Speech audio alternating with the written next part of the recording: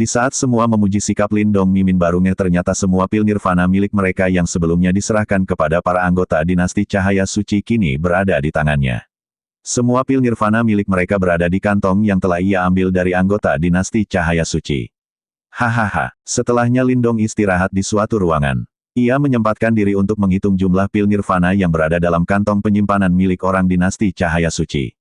Salah satu dari mereka memiliki 3.000 pil nirvana. Di mana jumlah tersebut lebih sedikit dibandingkan yang ia punya. Saat ia memeriksa penyimpanan milik Li Cheng itu sedikit mengobati rasa kecewanya.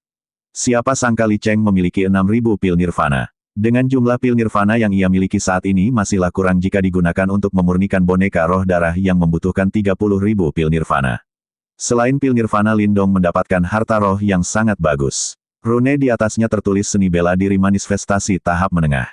Saat menyentuh segel itu dengan jarinya, ada segel spiritual yang tersisa pada harta roh tersebut. Muncullah proyeksi seseorang yang meninggalkan segel spiritual itu. Kekuatannya lebih tinggi dari Li Cheng. Mungkin ini adalah kakak tertua yang dimaksud. Orang ini mengancam Lindong karena telah membunuh seseorang dari dinasti Cahaya Suci. Ia akan membuat Lindong menyesal atas semua yang telah dilakukan. Saat dirinya bertemu itu akan menjadi hari kematian bagi Lindong. Mendengar ancaman seperti itu tak membuat Lindong takut dan balik menggertak. Setelah menghancurkan proyeksi tersebut, Lindong berpikir harusnya senior ini memiliki koleksi harta yang lebih baik dari Li Cheng. Jika ia dapat mengambilnya, mungkin ia akan mendapatkan pil nirvana yang cukup untuk memurnikan boneka roh darah.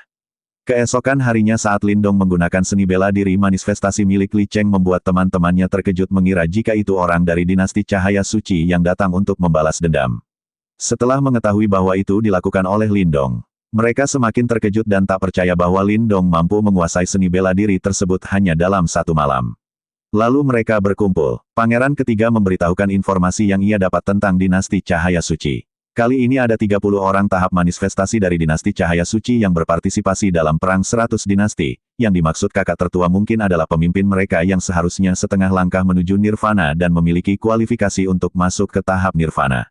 Diketahui bahkan jika para ahli bela diri tahap manifestasi mengerahkan kekuatan penuh dalam serangan, itu hanya bisa menggores seseorang di tahap nirvana. Namun saat ini harusnya tak perlu dikhawatirkan. Karena menurut informasi yang didapat sang senior itu atau kakak tertua saat ini berada di kota yang mencari kunci untuk membuka harta karun kuno. Harta tersebut adalah sebuah pil, yakni pil pengubah hidup dan mati. Mendengarnya Xiao Diao atau di sini disebut Tuan Martin begitu terkejut. Hal ini karena jika dirinya bisa mendapatkan pil itu, ia yakin ia bisa lepas dari tubuh roh dan kemungkinan mempunyai harapan kembali ke keadaan puncaknya. Pil itu begitu berharga. Satu pil pada dasarnya adalah satu kehidupan. Di sini Tuan Martin meminta bantuan Lindong untuk mendapatkan pil tersebut. Tentu Lindong akan membantu. Baru pertama kali ini Lindong melihat Tuan Martin begitu bersemangat. Kemudian Lindong akan pergi ke kota yang. Hal itu membuat teman-temannya kembali terkejut dengan apa yang dikatakan oleh Lindong. Sekali lagi pangeran ketiga memastikan apakah Lindong benar-benar akan pergi, nampaknya tekad Lindong sudah bulat dan tak bisa diganggu-gugat.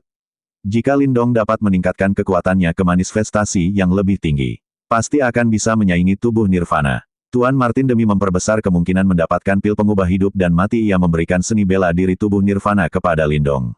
Dengan ini Lindong akan mampu menahan ledakan energi Yuan dari jari kelima. Jika itu dapat dilakukan, Lindong akan memiliki kekuatan untuk menyaingi para ahli tahap nirvana. Untuk menguasainya Lindong harus mengaktifkan energi simbol leluhur pelahap hingga batasnya. Kemudian menggunakan tulang di tubuh emas nirvana untuk menjalani kultivasi penguatan tubuh. Meski Lindong belum pernah mengaktifkan energi simbol leluhur pelahap hingga batasnya, ia akan mencoba yang terbaik. Setelah melakukan apa yang dijelaskan oleh Tuan Martin, api nirvana menyelimuti tubuh mencoba membakarnya hidup-hidup. Apapun yang terjadi Lindong tidak boleh melawan api nirvana ini, ia harus membiarkan energi nirvana diintegrasikan ke dalam tubuh untuk memperkuat otot dan tulang. Terlihat menderita memang, tapi itu akan sangat membantu ketika Lindong menerobos tahap nirvana di masa depan. Mendengarnya Lindong berusaha yang terbaik melakukannya meski ini sangatlah menyakitkan. Berhasil atau tidaknya Lindong menguasai seni bela diri ini tergantung dirinya sendiri. Terlihat di kota pertemuan ada binatang iblis terbang yang sangat besar. Nampak juga 3 orang yang kemungkinan mempunyai niat buruk. Di saat-saat seperti ini entah kenapa terjadi di saat Lindong sedang pergi, setelah 3 hari berlatih sepertinya Lindong sudah tidak lagi menderita. Meski Tuan Martin sudah melihat serpihan cahaya emas menyatu dalam tubuhnya, ia khawatir tentang keselamatan Lindong. Jika ini berlanjut kemungkinan nyawa Lindong akan dalam bahaya. Oleh karena itu ia menggunakan pil nirvana untuk mencegah kemungkinan itu terjadi. Ia hanya berharap Lindong tidak menyalahkannya karena telah menggunakan pil ini, energi kuat dari pil nirvana masuk ke dalam tubuh Lindong. Dengan kekuatan yang tiba-tiba ini ia mampu menguasai tubuh emas nirvana dalam satu gerakan. Kegembiraannya seketika terhenti mengetahui simbol leluhur pelahap menyerap semua energi Yuan dalam radius 5 km dari tempat ini, bahkan membuat gunung ini runtuh. Setelah menghentikan semua itu Lindong kembali memperlihatkan raut wajah yang sangat senang. Ia merasa tubuhnya benar-benar berbeda. Tak berapa lama ia kembali dikejutkan dengan adanya keributan di hutan. Muncullah binatang iblis besar di depannya. Diduga kekuatan binatang ini tidak lebih lemah dari ahli bela diri di puncak manifestasi. Lindong berpikir binatang ini muncul di waktu yang tepat. Kebetulan ia bisa menguji seberapa kuat teknik yang baru saja ia pelajari. Hanya dengan satu kali pukul binatang iblis tersebut langsung lenyap. Setelahnya ia kaget mendengar pernyataan bahwa pil nirvana miliknya telah habis. Lantas Tuan Martin memberikan alasannya menggunakan pil nirvana tersebut adalah untuk menyelamatkan Lindong. Di kota pertemuan, ketiga rekan Lindong telah babak belur dan terikat di tiang. Itu dilakukan oleh 3 orang yang tadi datang. Kedatangannya adalah untuk mencari Lindong. Mereka mengikat 3 rekan Lindong hanya untuk memancing Lindong keluar, meski dalam keadaan babak belur pangeran ketiga masih saja mengkhawatirkan Lindong. Ia berharap Lindong tidak ke tempat ini karena 3 orang yang datang berada di tahap puncak manifestasi. Ketiga rekan Lindong akan dibunuh bersamaan begitu Lindong datang. Jika Lindong tahu rekannya dalam bahaya pasti akan datang. Namun Lindong benar-benar tidak tahu jika rekannya dalam bahaya. Oleh sebab itu mereka kembali disiksa agar berteriak lebih keras lagi. Benar saja tak lama kemudian Lindong datang meminta mereka untuk berhenti. Pangeran ketiga meminta Lindong untuk berhati-hati karena mereka berada di puncak tahap manifestasi. Lindong yakin hanya dengan kemampuan 3 orang ini tidak akan bisa membunuhnya. Salah satu orang dinasti Cahaya Suci mengingatkan yang lain untuk berhati-hati, bocah ini mampu mengalahkan Li Cheng dan lainnya. Ia menduga, harusnya bocah ini memiliki BB Patrick. Tak ingin melakukan kesalahan. Ketiga orang ini bekerja sama untuk melancarkan serangan gabungan. Anehnya Lindong tak mengeluarkan energi sama sekali. Mengira jika Lindong bermaksud menyerah akan keadaan. Yang tidak mereka ketahui Lindong baru saja menguasai tubuh emas yang sangat kuat. Dengan kekuatan tubuh emas Lindong dengan mudah menghancurkan teknik gabungan tersebut. Kemudian mereka menggunakan formasi untuk menyerang Lindong. Lindong melompat dan mengarahkan pukulan yang membuat ketiga orang tersebut tumbang. Selain itu mereka bingung dengan apa yang terjadi. Makanya jangan arogan. Belum paham nih sama si Lindong. Dengan segera Lindong naik ke atas melepaskan ikatan teman-temannya. Teman-temannya begitu senang melihat Lindong berada di atas angin, sama seperti Li Cheng sebelumnya. Padahal sudah disarankan mundur lebih dulu namun tidak mau dan tetap ingin bertarung karena mereka bingung dengan apa yang akan mereka katakan kepada senior jika kembali dengan tangan kosong. Si gendut yang ngeyel menggunakan perisai cahaya terkuat yang ia miliki. Meski begitu Lindong dengan mudah membunuh si gendut dengan satu pukulan bahkan tidak menggunakan energi Yuan sama sekali. Melihat temannya mati, 2 orang lainnya bermaksud ingin melarikan diri dengan binatang iblis burung. Diketahui binatang yang ditunggangi mereka ini adalah binatang tercepat yang ada di tempat ini, mereka yakin Lindong tidak akan bisa mengejarnya. Tak seperti harapan mereka, Xiao Yan dengan kekuatannya sekarang dengan mudah menghentikan binatang iblis itu. Ia ekor pitonnya ia membelah binatang iblis tersebut dan 1 orang lagi menjadi 2 bagian. 1 lagi tersisa sangat syok melihat apa yang terjadi di depan matanya. Kekuatan Xiao Yan saat ini tidak lebih lemah dari ahli puncak manifestasi, tak ingin 1 orang tersisa kabur Lindong segera menjatuhkannya. Kemudian ia balik dikeroyok oleh teman-teman Lindong hingga babak belur. Karena sudah terpojok orang ini tak ada cara lain lagi selain mengandalkan nama dinasti Cahaya Suci.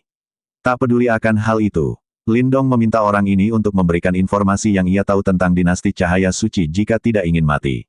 Lindong akan memberikan kesempatan jika orang ini mau bekerja sama. Lindong sampai bersumpah untuk meyakinkan orang ini, akhirnya orang ini percaya Lindong akan melepaskannya setelah ia menceritakan apa yang ia tahu. Senior mereka yang bernama Jin Mu adalah orang yang tidak bisa dilawan oleh Lindong. Begitulah perkataan orang ini, ia melanjutkan. Bahkan ia tidak pernah melihatnya menggunakan harta roh dan seni bela diri.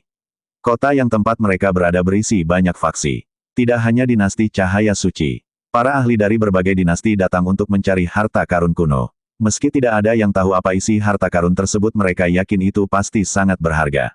Selain dinasti Cahaya Suci, ada beberapa dinasti lain. Tak main-main diantaranya bahkan adalah dinasti paling terkenal di 4 wilayah. Setidaknya mereka memiliki ahli setengah langkah nirvana sebagai pendukung. Meski begitu kemungkinan di kota yang tidak ada ahli nirvana. Lindong bersyukur mengetahui tidak ada ahli nirvana di kota yang Lantas ia menepati janjinya untuk melepaskan orang-orang ini tapi ia tidak tahu apakah teman-temannya juga memberikan ampun. Alhasil orang ini kembali dipukuli oleh teman-teman Lindong entah bagaimana keadaannya. Mereka akan berangkat menuju kota yang esok hari. 2 hari telah berlalu. Saat ini mereka berada di Lembah Awan Putih, salah satu wilayah di medan perang kuno.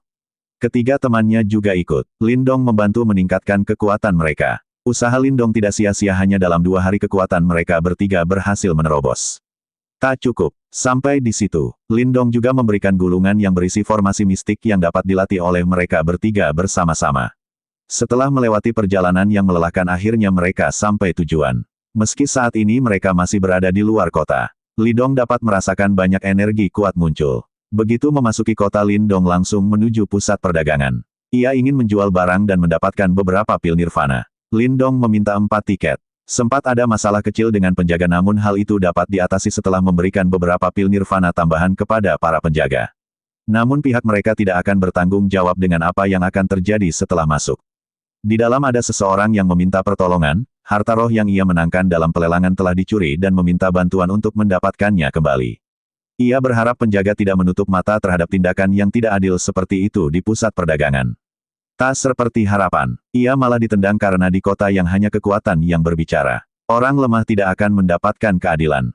Tak hanya tidak mendapatkan bantuan, ia juga diminta untuk segera pergi dari tempat ini. Di rumah lelang ada harta roh bumi dengan tawaran awal 3.000 pil nirvana. Di tempat ini pelelangan dilakukan oleh pemilik barang secara langsung tidak ada perantara. Akhirnya harta roh bumi tersebut terjual 5.000 pil nirvana. Orang yang menawar adalah seseorang bernama Shark. Orang ini paling terkenal karena tidak menghabiskan uang ketika membeli barang-barang. Bahkan ada yang membuat pelelang memberikan barang lelangannya sebagai hadiah. Hal ini karena orang ini memiliki status tinggi. Selain itu ia juga berada di tahap setengah langkah menuju nirvana. Benar saja ketika Shark berkata akan mengirimkan pil nirvana nanti. Pemilik harta menangkupkan tangan dan memberikannya secara cuma-cuma sebagai tanda rasa hormat. Seorang bernama Motai begitu kesal lantaran barang itu malah diberikan kepada Shark. Ia protes orang ini memiliki barang untuk Shark namun tidak memiliki barang untuknya. Kemarahan Motai membuat pemilik barang ketakutan hingga kencing di celana bahkan ditertawakan oleh banyak orang. Motai tak memperdulikannya lalu memukul orang ini. Selain 2 orang kuat ini masih ada satu yang energinya tidak kalah kuat. Lindong tahu itu adalah senior dari dinasti Cahaya Suci Jinmu.